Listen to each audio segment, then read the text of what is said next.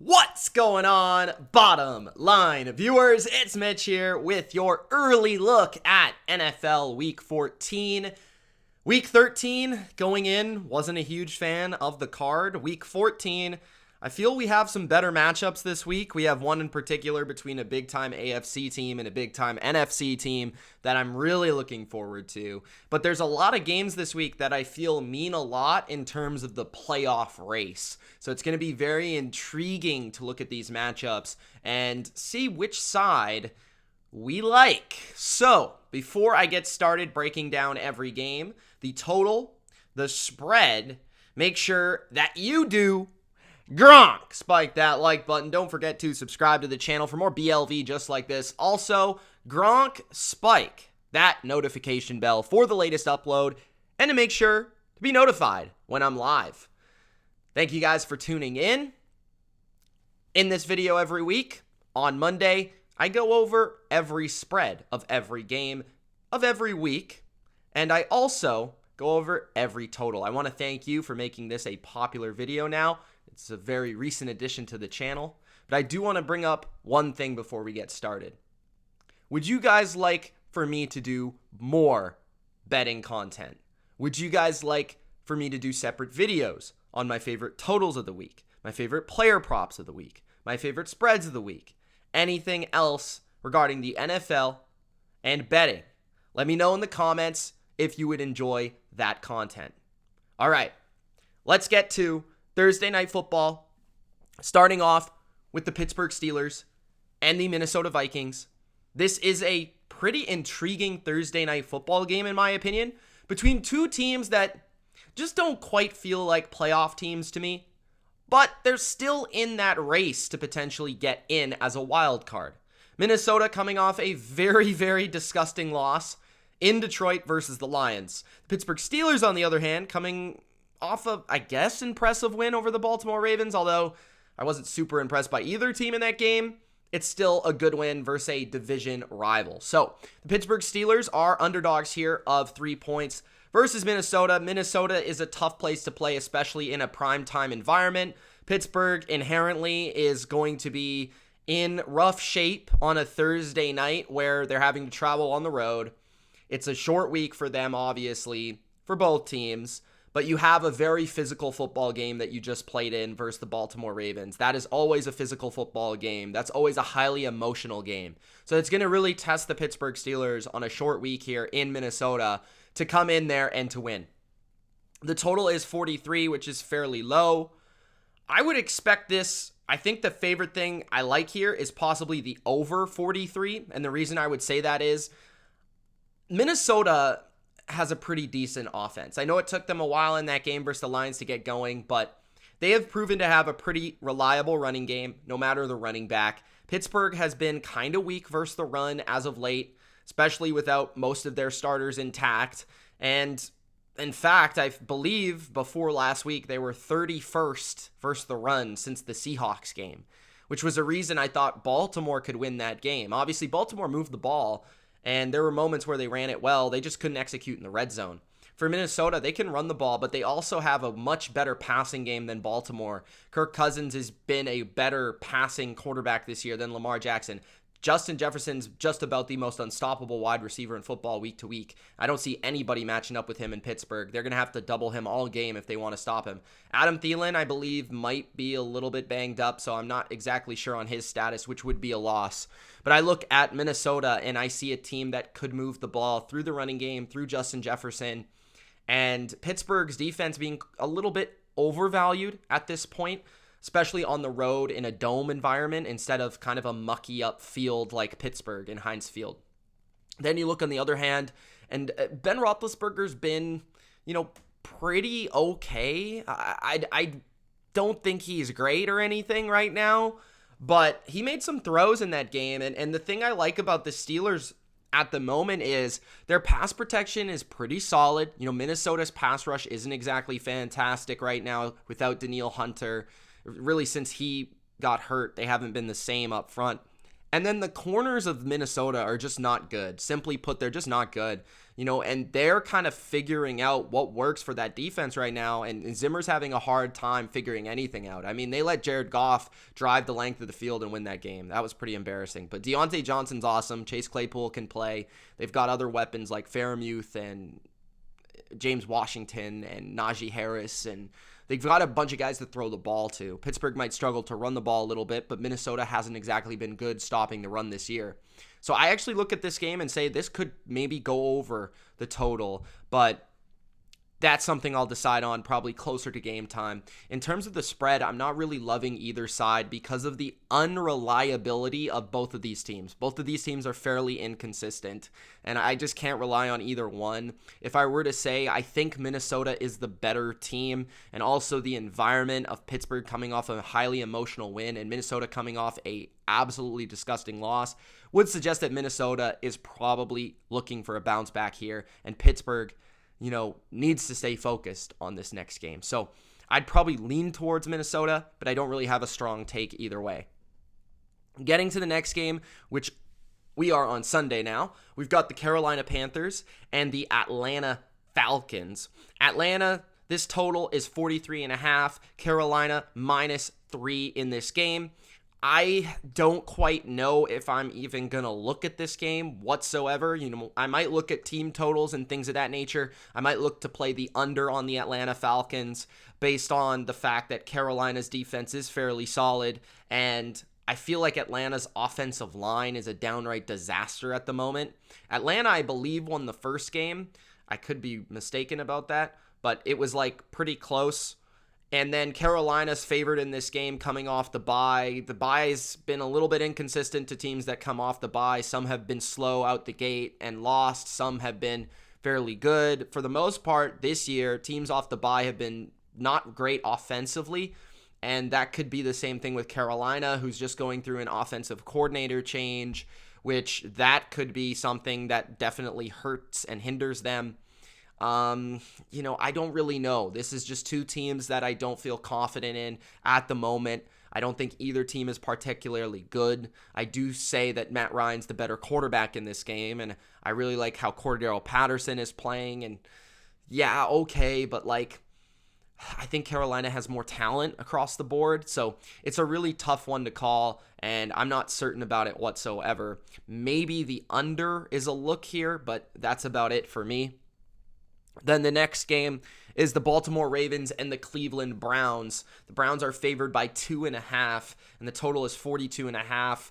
I initially just saw the 2.5 and Cleveland being favored, and I look at Baltimore as probably the right side. Now, Cleveland's coming off a bye. Again, another team coming off a bye.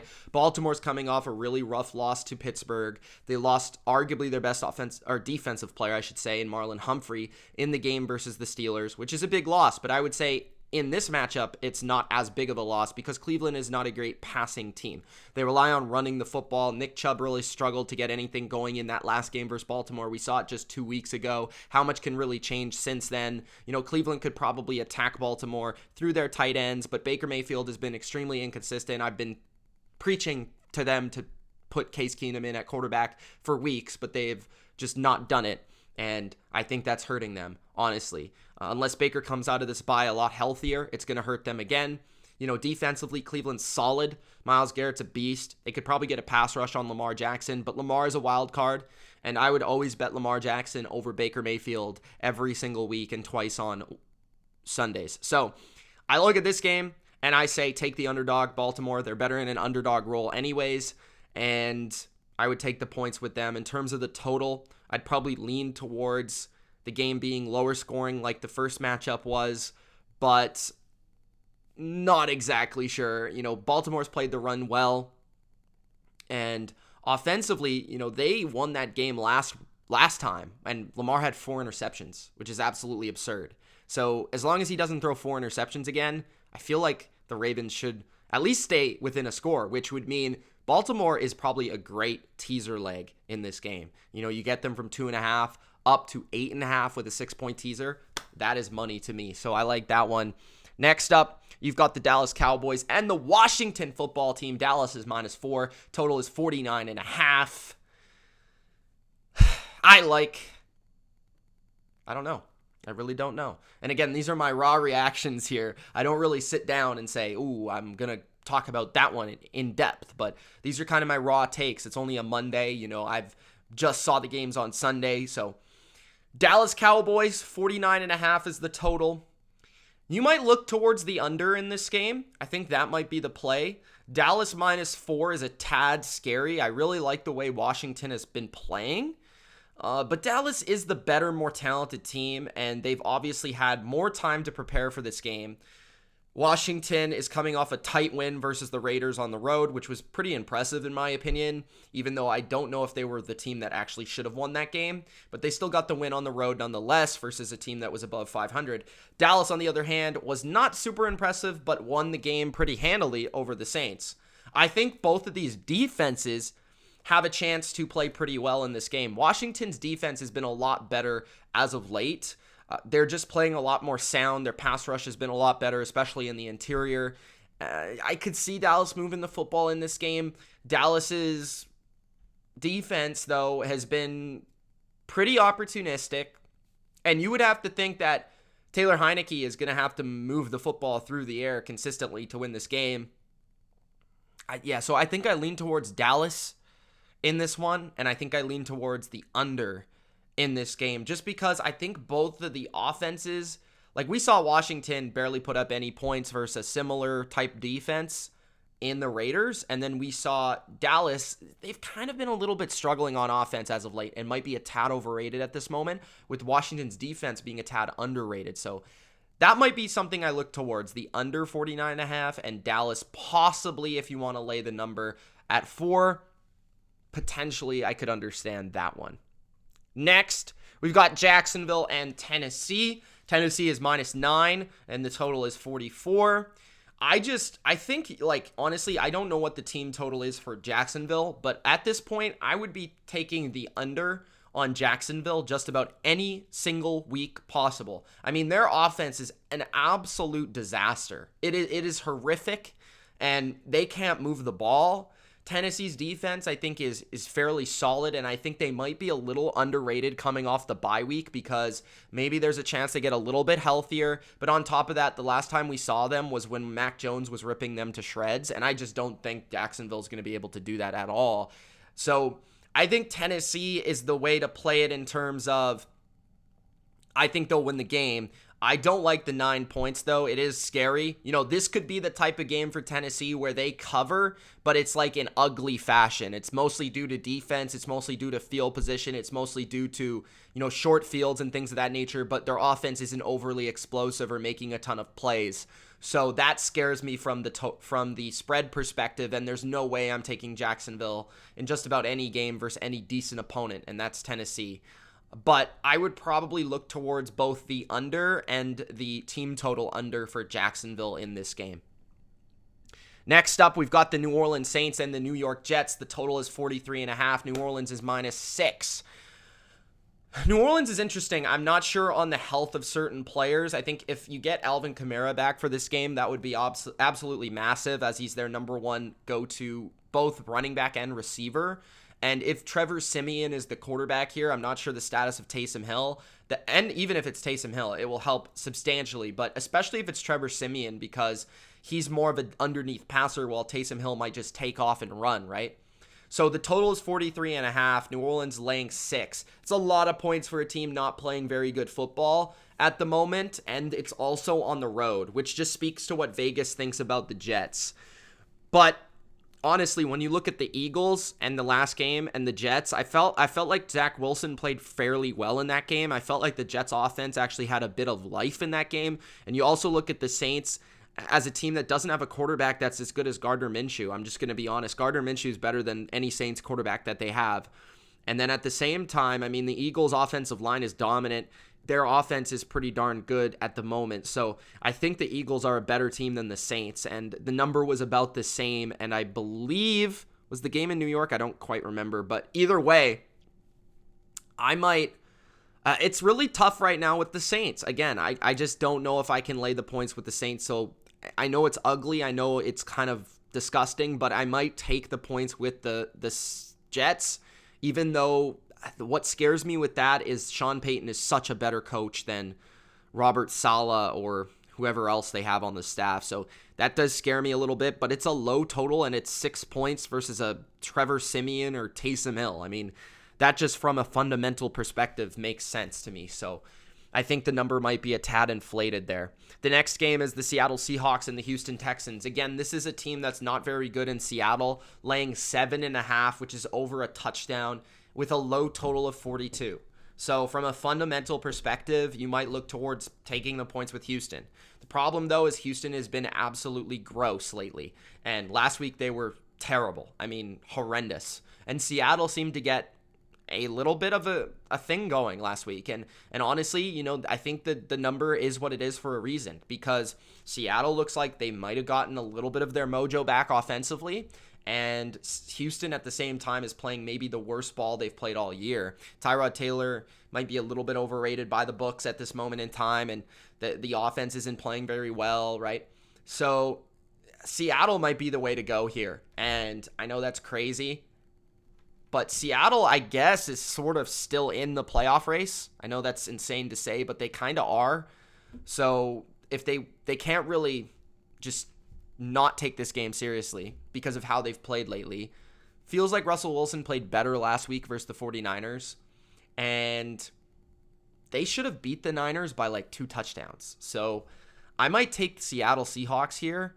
I'm not sure about laying the points. Maybe you tease them down to 1.5 and you pair them with Baltimore, and that might be the way to go for me. But it is a low total, though. In terms of the total, I don't really love either side. I probably would just stay away. Seattle's such an inconsistent offense, it's hard to really go with the total on any game that Seattle's in. The Raiders and the Chiefs.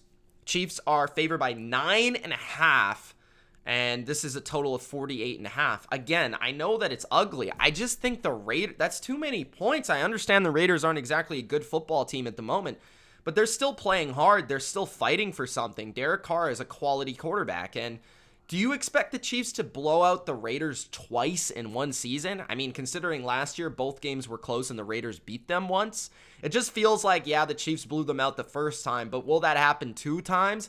I'm not quite sure. The way the Chiefs offense is playing at the moment, I thought the Broncos easily should have covered that game. They just failed to convert on some 4th downs, and you know, the Raiders have been a little bit more conservative in taking field goals, so I understand that's not good in winning the game, but it does help covering the game. And honestly, if Denver just took a couple field goals, they would have covered the number. So the Raiders, I think that's just fundamental. You take the 9.5. You know, hopefully it gets out to 10 if you're a Raiders backer, and you could take a full 10. But the total's still 48.5, which is fairly high. I'd probably look towards the under.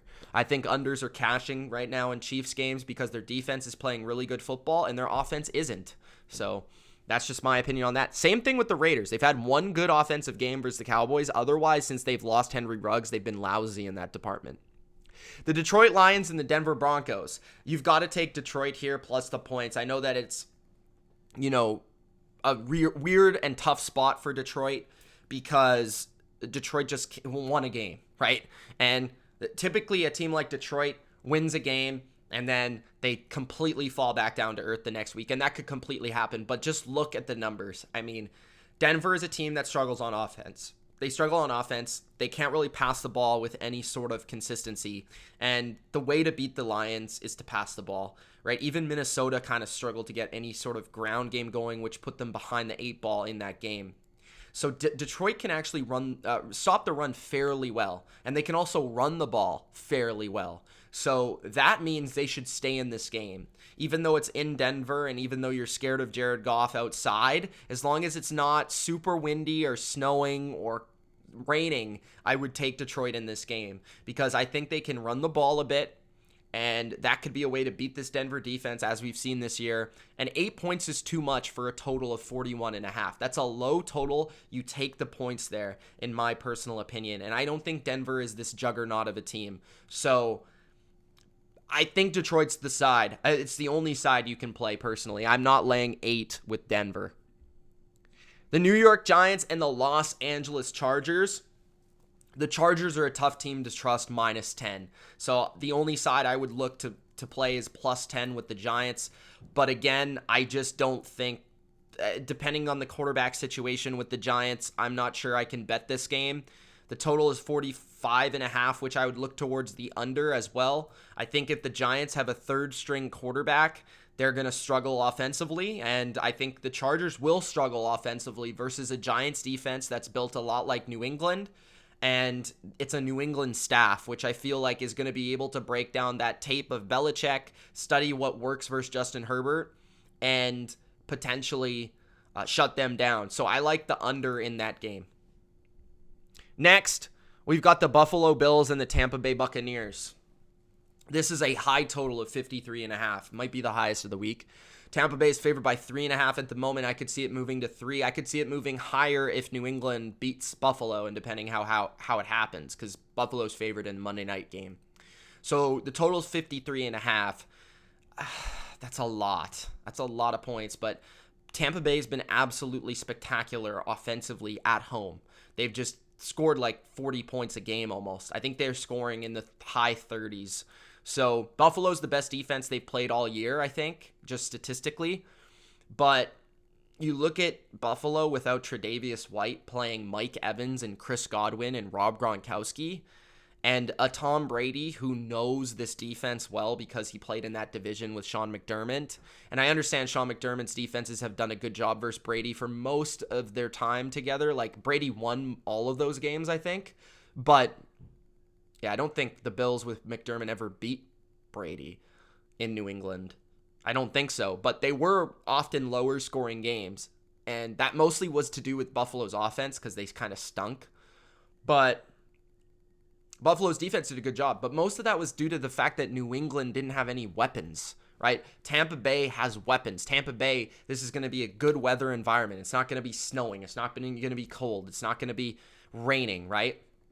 It's in Tampa Bay. It's going to be sunny. It's going to be warm. Brady's going to be on fire again. He's coming off a really good game versus Atlanta. Chris Godwin played great. Mike Evans played great. Gronk is playing really well. Leonard Fournette's playing well. And Tampa's a team offensively where you have to pick your poison. I mean, they can run on you if they want. They can pass on you short. They can pass on you deep. They can play action you. It's going to be really difficult for Buffalo without an all-pro corner to be able to defend everything. That means Mike Evans likely has a bigger day than he would have, right? Or Chris Godwin, instead of doubling him, you have to maybe double Evans, and then Chris Godwin goes off. Or you can't really resort more options to stop Rob Gronkowski. So I think Tampa Bay wins this game. I probably would not take the points with Buffalo, but it is hard to take Tampa to cover because maybe they win by 3, right? But I like Tampa at home this year. They've been amazing. And then defensively, they're healthier in the secondary, which is absolutely huge for this game. Now, Mike Edwards is out and Whitehead's out, which are 2 of their safeties, but they're likely getting Sherman back.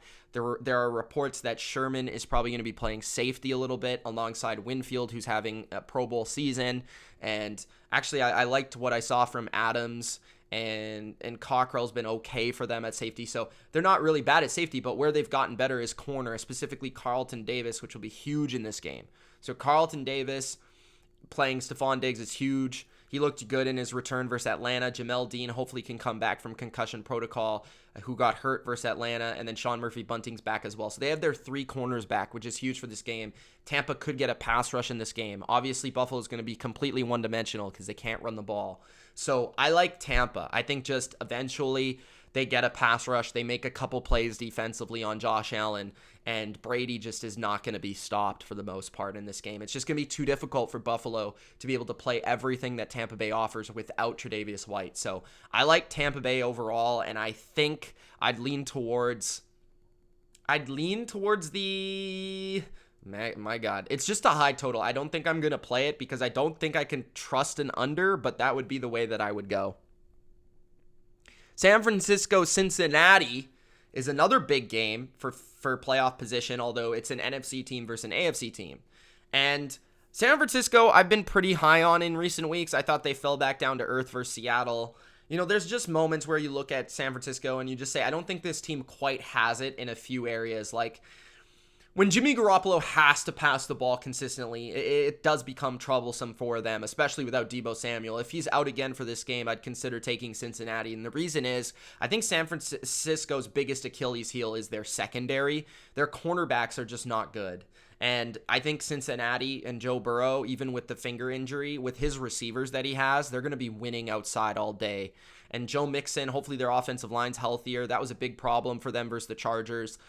I think they can win this game at home. You know, it's another West Coast team traveling to Cincinnati.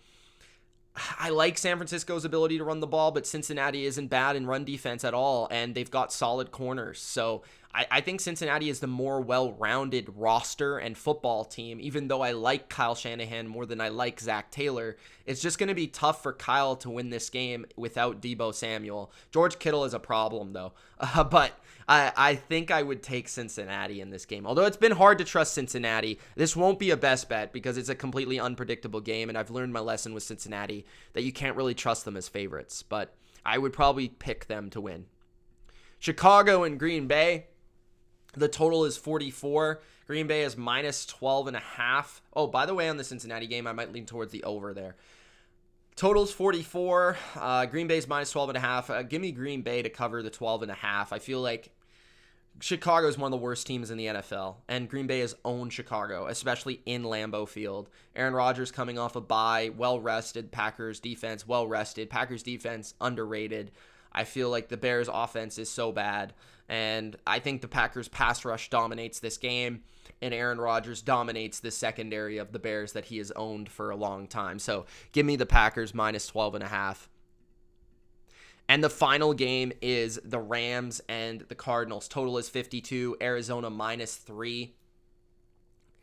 This might be one where I just sit back, relax, and watch the game. I do have a funky feeling about the Rams, though, and I do think there's been some movement early in the week about the Rams and people taking the Rams plus 3.5. Now it's 3, right? So that's, if it was 3.5, I probably would have taken the Rams.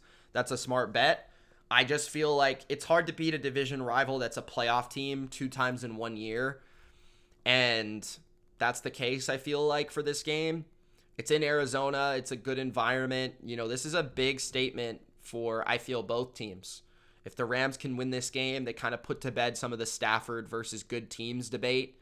And then I feel like if the Cardinals win, they kind of just firmly secure the thought that they are a legitimate contender. So I might just watch this game, man. It's going to be good. I might look towards the under, though. And the reason I would say this is I think Kyler Murray looked a little rusty passing the ball last week. And I don't think Arizona has the power running game to be able to overpower the Rams to move the ball. So I think the Rams, in a lot of ways, on defense are fit to stop the Cardinals. And I feel like in a lot of ways, the Cardinals defense is fit to stop the Rams. So it's really interesting that the total is so high. You know, maybe it's because it's Kyler Murray and Matthew Stafford. But I look at both these defenses and say, like, from a schematic perspective, from a roster perspective, they kind of match what both offenses like to do and how they play. So I would maybe look towards the under there. But there you guys have it.